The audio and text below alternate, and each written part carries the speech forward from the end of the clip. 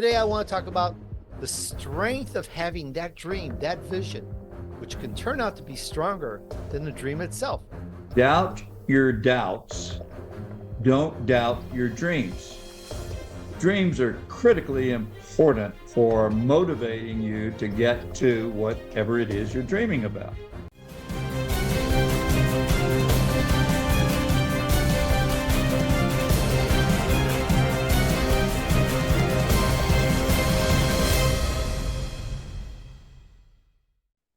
Welcome back to our channel. We have another good story for you today to help you bounce back to success. Today, I want to talk about the strength of having that dream, that vision, which can turn out to be stronger than the dream itself. We'll get into that into a moment. Hi, Max. How are you today? I'm doing so good, Tony. As I've said to you many times before, I'm doing so good, you don't want to hear about all the good. All right. Well, maybe little bit by little bit, because I want to hear about the dream. You know, as I was just mentioning in this little intro, as entrepreneurs, just about all of us have a dream, a vision of what we want to accomplish. And if we can keep our focus on that vision, it's what propels us to the finish line and beyond. And in reading your book, it became so clear to me how strong that vision is, and that it's actually greater than attaining the actual result. Go figure, right? In your chapter, The Greatest Gift from God, you talk about the dream and its power. Max, I would love to hear that story and kind of tell me every little bit about it for our listeners as well. How did that go? Well, it's a really important part of my early days in business, quite honestly. And I would start by repeating what I think is really critically important. Not my original thought, by the way. Doubt your doubts. Don't doubt your dreams. Dreams are critically important for motivating you to get to whatever it is you're dreaming about. And so I guess the best example I could give you, Tony, and our audience, is a story about my dad's dream. Now, remember, he was a sharecropper, dusty fields of Tennessee, a 10th grade education, but he dreamed of something better than that. Now, he achieved a tremendous amount by dreaming. One of his dreams when he was on that farm, driving in the dusty old fields of Tennessee on a broken down old tractor, which is how I happened to get fired the first time in my life, was I couldn't fix the tractor and Dad could. So he said, "You obviously don't know anything about machinery. Stay away from wheelbarrows." So he sent me to town to get a job. But my dad's dream back then was to own a gold Cadillac. Just think about it. You're on a dusty old field driving a tractor bouncing around, and it breaks, and he said, "One of these days I'm going to get me a gold Cadillac." Guess what? Here's what happened. He had retired, left the farm, sold the farm, and I had had some significant success in my business life. And I wanted to do something to pay my father back for all the sacrifices that he made for me that allowed me to become a success. And so I went home to his little house in Humboldt, Tennessee, outside Memphis, and parked in the driveway. And one morning I got up and I said, "Dad, I need to go downtown and meet a lawyer, and I'll be back in a little while." And he said, "Fine, okay, go ahead." So I drove to a neighboring town that had a Cadillac dealership, because we didn't have one in Little Humboldt. And so I drive on to the lot, and a salesman comes out, and we've met them all, right? And he says, "How do you do, sir? What can I do for you today?" And I said, "Well, I'd like to buy a Cadillac." And he said, "Oh my gosh, you sure have come to the right place, Mr. James." I said, "Okay, so which one would you think you?" And I said, "Well, do you have a gold Cadillac on the lot?" He said, "You bet we do. We got all kinds of gold Cadillac. Can I show you one?" And I said, "Well, let me explain first. I want to borrow that Cadillac. I want to take it over to a neighboring town, and I want to surprise my dad by buying him the Cadillac that he wants." He said, "What'd you say?" And I said, "I want to buy my dad a Cadillac." He said, "Are you kidding me? I should be your son." I said, "Okay, fine. But all I've got to leave you, I can leave you a check. I can leave you my credit card. I can leave you this Avis rental car that I have. And he said, well, let me think about that. Now, you probably don't need to do any of that. Just go pick out one of these Cadillacs and take it on over to Humboldt. What? You're just going to let me have a brand new Cadillac with nothing but an old Avis rental car of it? He said, sure, I'm sure that'd be fine. Go see your dad and let's get him a Cadillac. Okay. So I get into Cadillac, honest to God, truth. I drive off the lot without a credit card or an ID card. And I just took the Cadillac and left him the Avis rental car.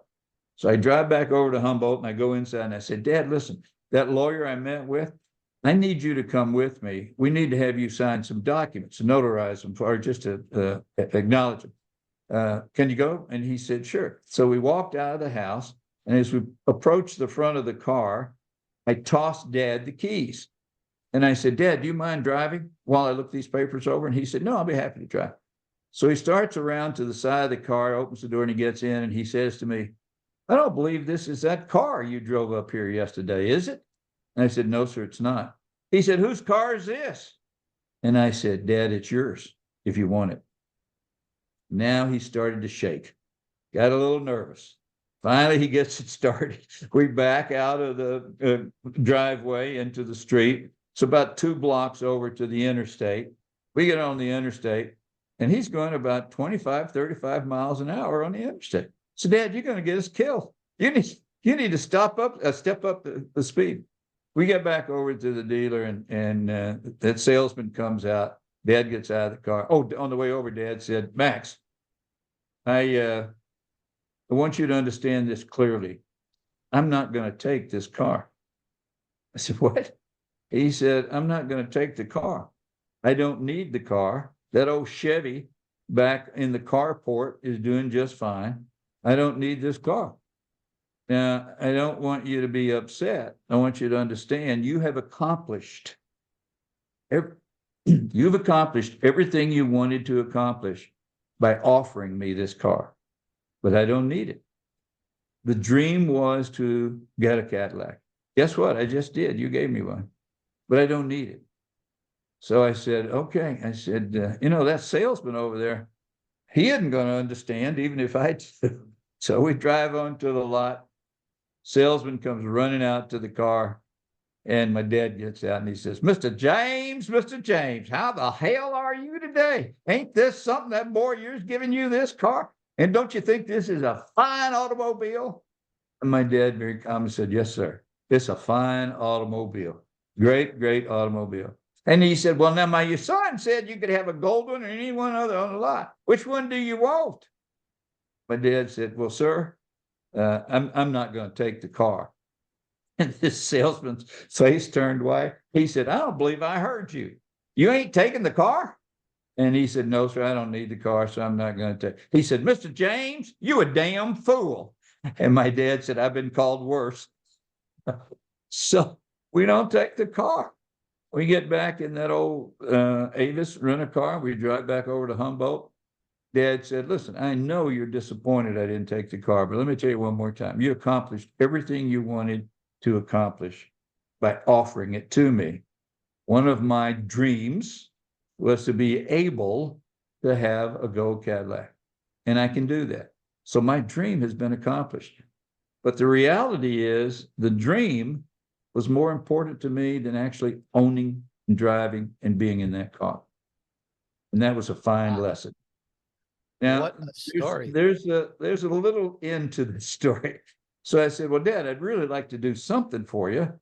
Is there anything I can do? And he said, let me think about it. So a couple of hours later, he said, I've been thinking about it. There is something I'd probably really like. And I said, what's that? He said, I'd like to have a new house, a bigger house. And I'm thinking, what? I offered you a car. Now I got to get you a house.